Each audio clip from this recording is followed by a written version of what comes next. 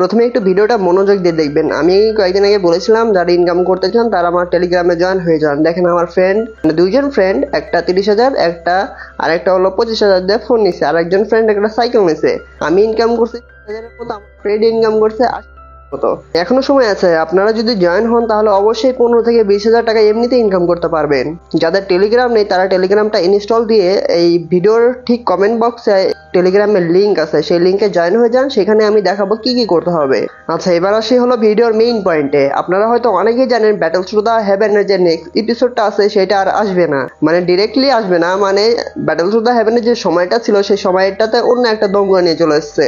বিডিটিএইচ এর ছোট ভাই বলতে পারেন, কারণ এই নতুন দঙ্গলটা রিলিজ হওয়ার পর বা এনিমি রিলিজ হওয়ার পর তেমন রেসপন্স পাচ্ছে না ব্যাটল থ্রু দ্য হেভেনের মতো। মানে কুইন মেডুসার আগুনের কারণে সেই নতুন দঙ্গলটা বা এনিমিটা কেউ দেখতেই চাচ্ছে না। এই জন্য ব্যাটল থ্রু দ্য হেভেনের এপিসোডটা 2 এপিসোড পিছায় দিয়েছে। ব্যাটল থ্রু দ্য হেভেনের নেক্সট এপিসোডটা আসবে 29 তারিখের মতো, এইরকম তারিখে আসবে আর কি। কয়টার দিকে আসবে সেটা বলা যাচ্ছে না, কারণ সেখানকার সময় আলাদা। তো যাদের মন খারাপ তারা মন খারাপ করার কোনো দরকার নেই। আমারও অনেক মন খারাপ, কারণ ব্যাটল থ্রু দ্য হেভেন দেখার জন্য আমি যতটা আগ্রহ নিয়ে বসে থাকি সেটা হয়তো অনেকেই বসে থাকেন, কিন্তু আমার তো আগ্রহ অনেক বেশি।